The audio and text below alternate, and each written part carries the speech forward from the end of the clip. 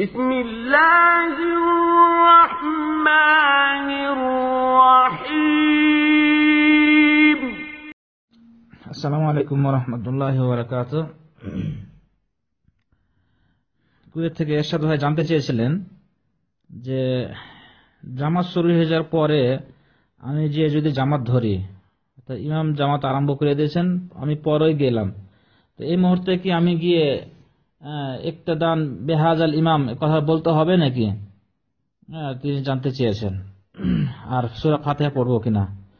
তো প্রথমত কথা হলো যে রাসূল সাল্লাল্লাহু আলাইহি ওয়াসাল্লাম নামাজ শুরু করেছেন তাকবীর দিয়ে, শেষ করেছেন সালাম দিয়ে। এটা হলো নামাজের একটা বাইন্ডিং, মানে নামাজের একটা যে আড় বা প্রাচীর, দেওয়াল, মানে এই দেওয়ালের বাইরে আপনি কিছু নামাজকে উপলক্ষ করে কিছু করতে গেলে সে নামাজ হবে না, কোনো সময় বাতিল হয়ে যাওয়ার সম্ভাবনা থাকে।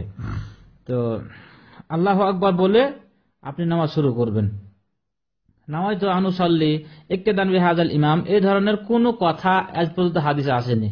আমাদের দেশে আপনার ওই যে কায়দা বা সিফারাগুলোতে এগুলা আছে, নামাজ তো শেখানো হয় কিছু কিছু, বা অধিকাংশ মসজিদে বক্তব্যে, যা মূর্খতাই বলবো যে এই সমস্ত সম্পর্কে জ্ঞান না থাকার কারণে এই ধরনের নিয়াত শেখানো হয়।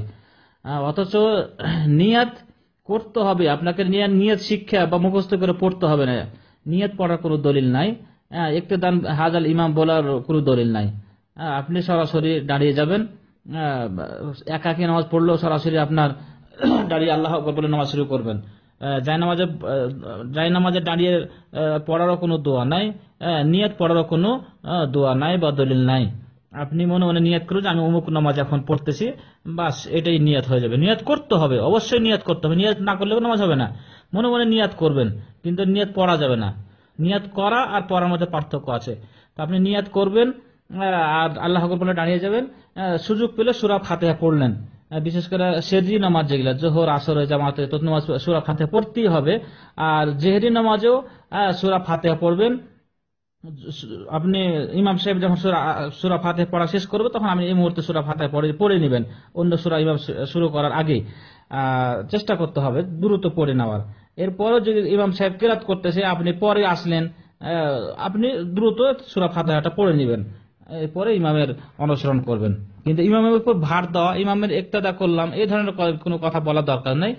আপনি আল্লাহু আকবার বলে দাঁড়িয়ে যাবেন, সুযোগ পেলে সূরা ফাতিহা পড়বেন। জাযাকাল্লাহ।